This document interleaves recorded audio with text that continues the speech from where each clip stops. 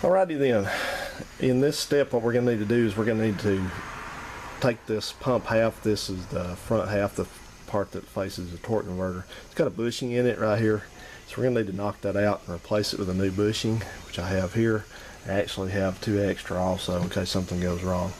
But I've got a pretty heavy duty bushing driver set I had to order off the internet. I used one because what you get at Harbor Freight ain't going to cut this. It's not large enough. So what we're going to do is we're going to carefully knock this out, and it needs to come out the back, which means where the gears are, it needs to come out this direction here. So you're going to hit it from the top down. Maybe there's a joke in there, I don't know. And then what we're going to need to do is we're going to need to make sure all our surfaces are nice and clean in here, inside the pump. No oil, no nothing like that. We're going to coat this area in here, the outside of this bushing. So I'm going to put it back in with some green Loctite, which is like for bushings and sleeves and things like that, to kind of keep it in place. And also one thing to note is when you put this back in, you're going to notice there's a couple spots right here will cut out. So this is where you can take something and stake this in place from the back right here. So when you're putting this bushing in, if you look around the circumference of it, you see there's a puzzle lock in it right here. Hopefully that's going to show up. Maybe not. There it is, kind of. Anyway, there's a spot there, you'll see it.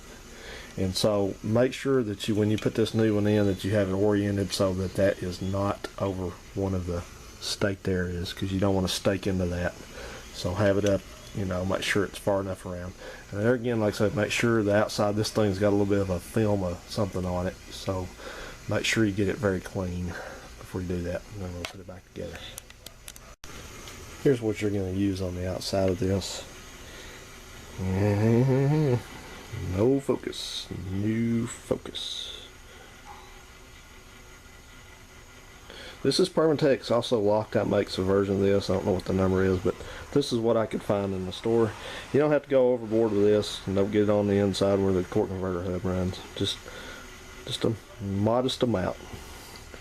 And slam her in.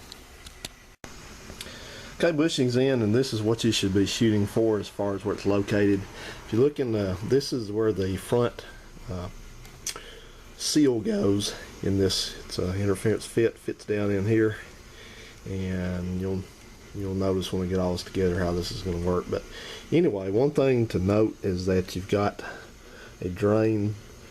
I guess that's a drain port right there, and that needs to be, this bushing needs to be far enough in there inset that that's not obscured. It looks fine, because otherwise if it were, you stand a slightly elevated chance of a little bit of goo leaking out of there. We'll clean that up real quick. But anyway, and I've got enough back here that I can use my, I'm just going to use a little bit of a drift, and I'm going to knock those things over. So just be careful with it, don't mess up the bushing.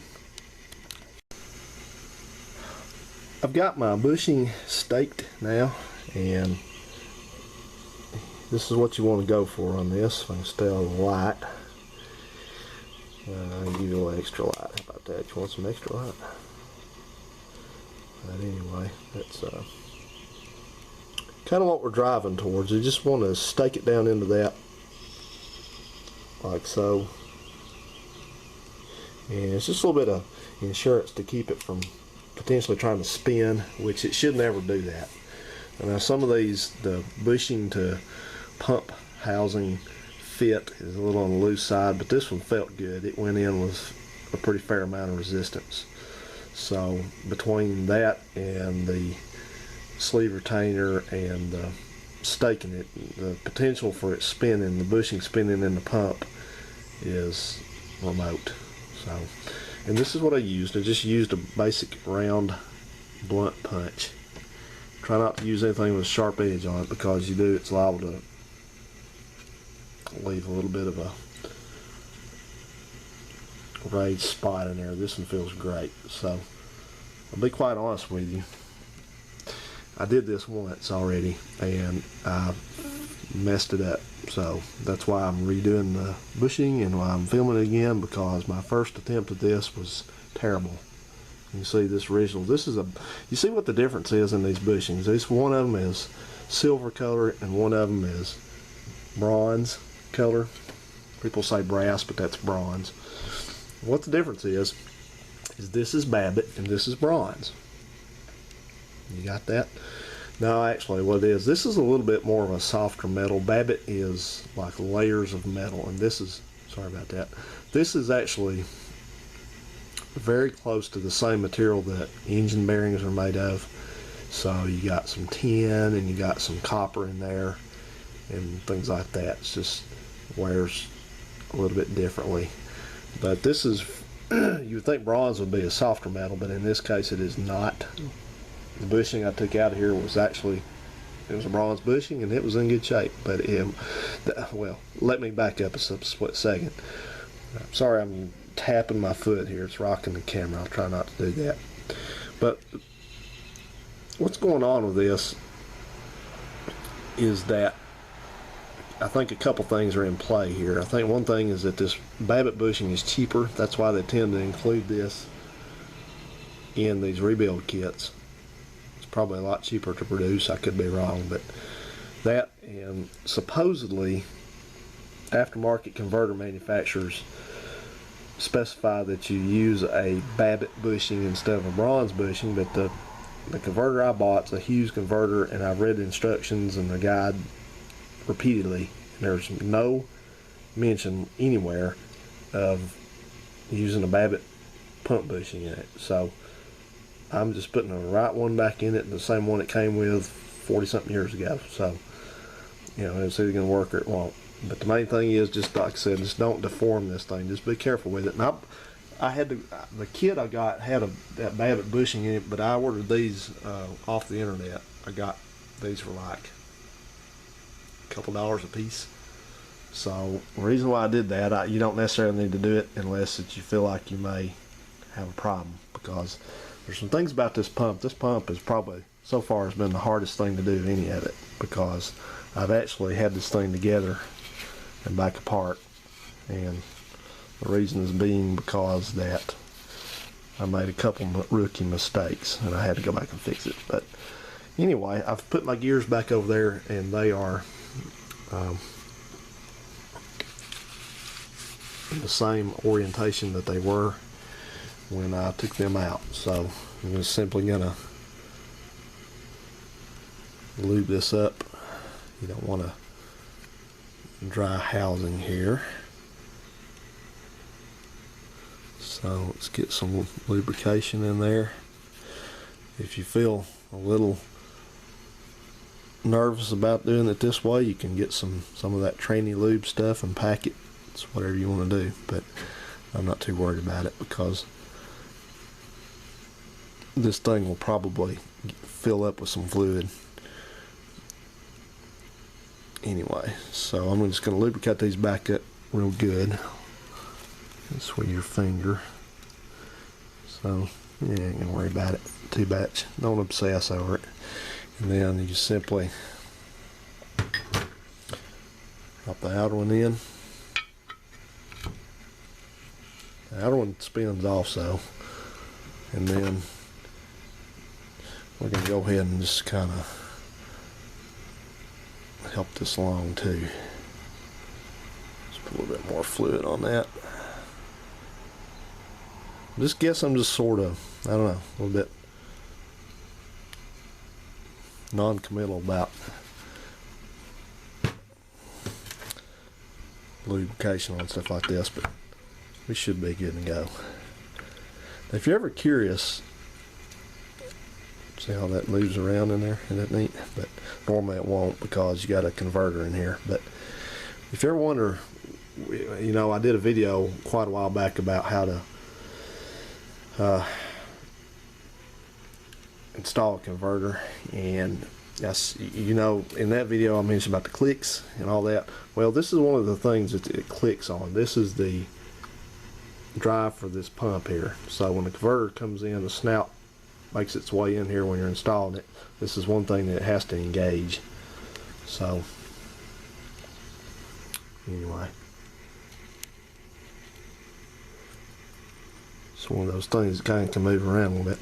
Okay, we're ready to put this other half of this pump together, and this is not too hard to do, but there's a couple gotchas on this thing. One thing is, when you put this together, you're gonna have to have it lifted up. I've got my protective sheet back there, but you're gonna have to get this thing raised up so the thing will clear. But also, there's something critical about this I've got to explain to you. When you put these two halves together, there's no gasket in there either. But one thing is, this thing has a lot of lateral play for being bolted together. You would think it would not move, but it can move this way and that way, and it can just go, you know. What's going to happen is, and I'll be honest with you, I've not worked this out yet. Supposedly you can put these things together loosely and then get the bolt started, and then you can take a clamp, which I didn't have the right size clamp, of course. All this crap in here, and I didn't have a clamp to fit it, but you put this thing together and you can clamp it so that it lines up, because what happens, what I'm driving at is these two halves have to line up perfectly, because what can happen is, of course I'm not saying this because I've put this all together already, I wouldn't say that, that's not it. Nothing to do with that. But what happens is, when you go to put it in the transmission over there, that's a very, very interference fit. It has to be perfect. So if you've got one side of this that's too far over this way or too far over that way, then it ain't gonna fit. You're gonna knock your head against the wall trying to get it to fit. Speaking from experience. So anyway, I'm gonna work on this idea here and see where I can get with it. If I think I can do it right without the clamp, I'll do it. If not, I'll advise you. See ya. Now that I've torqued these bolts to 160 inch-pounds, I said inch-pounds, not foot-pounds, inch-pounds. I used an inch-pound torque wrench, as a matter of fact. And just went in a circular pattern. You can go left to right, you know, right to left, whatever. So anyway, we've got a few things we need to do. We've got to well, let me go ahead and just tell you what I did to get this lined up. It wasn't easy. The book makes no mention of this. The service manual makes absolutely no mention of this step. But what I did was, I just loosely, well, if you like bugs, move to the south. Sorry, it's just April and we're already inundated with them. Anyway, what I did was I just kind of barely snugged these down at first, and then I started taking a flat surface, which was this actually, and just putting it along the sides of it, like so, and just working my way around and getting it lined up as good as I possibly could, and I think it's good to go now. So I'm going to do is I'm going to go ahead and put that lip seal on, which is a square cut seal. It doesn't matter which way it goes. It goes in here, just put it in. It's easy as pie to do that. I'm going to put a little bit more lubrication, ATF. Wow. ATF on my number 1 thrust washer. Now, I did not change the sealing rings on this. These are the originals. They look fine, so they show no signs of worn or scoring or losing their tension, so I'm not going to take that step. If you want to, I'd advise you to go ahead and replace those. So just make sure they're on there, make sure the number 1 thrust washer is in place. If you felt like you needed to replace this bushing in here, you can do that now. I'm not, so I'm taking these, well, doing away with these steps at my own risk, because this transmission did not generate any metal, so it didn't hardly have any kind of metal wear on it. Fortunately, it just burned some clutches up. So we'll see if I have to suffer the consequences, but I don't think I will. So okay, let's do that now. What we're doing in this step is we've got to replace these sealing washers that go on these 6 pump bolts that hold the pump into the case, and they're rubber coated on both sides, so there's just another thing to keep leaks out, keep fluid from migrating through the bolts. And of course, the ones that came in the kit are quite a bit chintzier than the ones that Chrysler put on there 44 years ago, but you know, that's what happens, even though it's assembled in the US. So just make sure these bolts are clean, And these are clean, and don't reuse these because they don't need to be reused. One time use only. And these were kind of hard to get off here. They're bonded to the bolt on one side because of rubber. So let's do that, and then we're going to work on getting this pump put in. Okay, ready to drop this pump in, and I've got my gasket. You'll be in your kit, you'll know it. It goes down in there. It only goes one way, so you got to turn that thing around and around and around and over and up back the other way till you get it where it's everything lines up. You got one hole up there at the top that ain't going to go to nothing, but the other ones all line up so perfectly. So anyway, that goes in there like that. And what it is I've got here, I've got two lengths, 12-inch 5/16 bar rod, I guess you whatever they call it, all thread. I got this at I think I got at Home Depot. Anyway, just screw that in, and that's going to be your guide to drop the pump down in there. So when you're getting ready to put this in, make sure that you know you got two close bolts up here and the rest of them are not. So that'll help you orient the pump when you drop it in. And then if you want to, we're going to take and put just a little bit of lube on this Dexron on this gasket. Help it go in there. You don't have to do overkill on it, but just lubricate a little bit for an easy fit and painless. It should go right in, unless it's the first time. Okay, so let's do that, and I'm going to work on dropping this thing in. I've already done this once, had a hard time with it, so I'm going to cut the camera off and I'll show you when it's going in. See ya. Right then, this time perseverance paid off. This thing just dropped right in. So that's great. It's great news.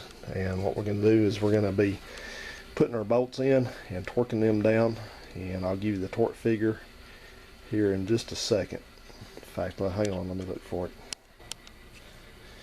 175 inch-pounds of torque. Inch-pounds. The bolts don't do all the work of holding this thing in. It's not going to fly out. Like I said, it's an interference fit. So put your 6 bolts, I've got them over there, put them in, torque them in. You got to take those out, of course, also. And then do them in a crosswise pattern. You're done. Okay then, since I got the pump installed and torqued down, I've got the transmission finally back up on the bench so I can work on other things easily. And so one thing the book tells you to do when you get to this step is to grab the output shaft and make sure that everything turns okay and feels good. It's supposed to make that noise, don't worry about that, but that feels good. No binding. You turn it the other way. Where are we at here? There you go. That's turning like it should. Feels good. So everything's good on that. So now what I'm going to work on doing is putting the, back here at the back, I'm going to put this is called the governor housing. You know, our governor just got more or less fired. He resigned, but he was going to be impeached if he didn't. The love gov. So all this amounts to is this housing just slides back up on the output shaft and it seats in there, and then you have a snap ring that's in that in there for safekeeping in that baggie that goes behind it back here, keeps it in place. Got a little slot right there. So what the book tells you to do is you're going to just slide this guy back up on here. First, what you want to do, you got a hole right here that goes through the output shaft, and that's for the governor to operate through. And so what you'll need to do, since this thing is splined, then you're going to just carefully slide it up into position, and then when you get it up close to where it's going to go onto the splines, you need to line this up so that the governor can operate through that. It doesn't exactly matter how, but you'll either have it lined up or you won't. So, and then you can go ahead and slide it into its home position up there. So what I'm doing first is I'm just making sure I'm lubricating these slip rings and everything that are on the back. Make sure they're got plenty of lube on them. I've checked them to make sure that they're okay. and they seem to be, so that's good. Help if I showed it, wouldn't it? But there are actually two different kinds of snap rings on this. This thing's got one hook style and one it's not a hook style up here, but it's no matter to us. And then I'm going to take a Q-tip and I'm going to dip it in my fresh ATF here. Just kind of going to go up in the where these snap rings run and just make sure it's lubricated well. And I want to, so to speak, get a dry start on this. Like I said, I know some people believe in doing the tranny goose thing and all that, but I don't think so. So anyway, just go ahead and do that, and you can put a little bit on the splines too if you want to. It makes you feel better. Just watch this Q-tip. Don't make sure it's not leaving any. Sorry, I'm watching more of what I'm doing than the camera viewfinder. Anyway, just make sure everything's lubed up good in there. Should be good to go. I'm going to slip this thing in place, and don't forget your snap ring. And then we're going to work on putting this governor in, because I disassembled that governor completely. Somewhere here it is. Yep, that's it. And right now I can't remember how it goes back in there, so I have to look that up. See there. Alright, well, this governor assembly turned out to be pretty easy to remember. Actually, you've got one big side here, and then you look around. I'm not going to turn it around yet. If you look around over here, you got the small side, and all that happens is you have when you take it apart, you got an assembly like this, and it's got a C-clip on the end of it retaining that, and then it's got the long rod, and that simply comes from the narrow side in, straight in, and then what's going to happen is you're going to have you're going to have the large weight, like right here, fits in like this, flush side out, like that. One side's concave, one side's flush side out, and then you're going to have two C-clips, two circlips, if you will. You're going to have a small one, which when this thing extends through this is going to go on the end of that rod right there. That one does. And then you have a large one which goes in here. There's a machine groove in this housing, and that'll go in after everything's in. Every last thing's in. This is the last thing to go in. Holds the large weight in place. So that's how that goes. Be sure to lube it up.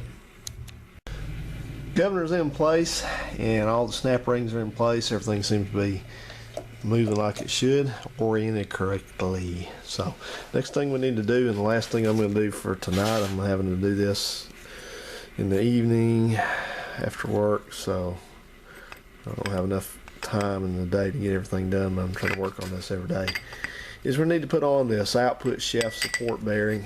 And this bearing was in very good condition, no problems with it that I can tell. So anyway, I've soaked it good, which means I've just basically poured fresh transmission fluid all over it, got it clean and everything, which it wasn't even dirty. But this is going to go, guess where it's going to go? On the output shaft. Goes right up there. There's a little shoulder made onto that. Now there's a groove there because on a 727, not saying the 727 has the same output shaft, but probably similar, but it's designed to have another snap ring in the front. This one does not, but this one goes on with the groove in the outside of it facing forward, because you've got a retainer also in the output shaft housing, the tail housing, that keeps it in place. So let's go ahead and put that up, offer it up to the output shaft. Fits right up there. Feels real good. So now I'm doing this free-handed with the cameras out the camera stand. So let's see if I can get you in a spot here to see things. I need to be using the camera stand, I know, but I'm lazy tonight. I'm not going to. So anyway, all I'm going to do is I'm just going to take my snap ring, which goes on behind it. Doesn't matter which way you turn it. And I've got my good snap ring pliers that I had to go buy from Home Depot for like $20 something. Like that. Get like that. You're gonna run it up here. Yeah, because one of these it wouldn't spread open far enough. That's what he said.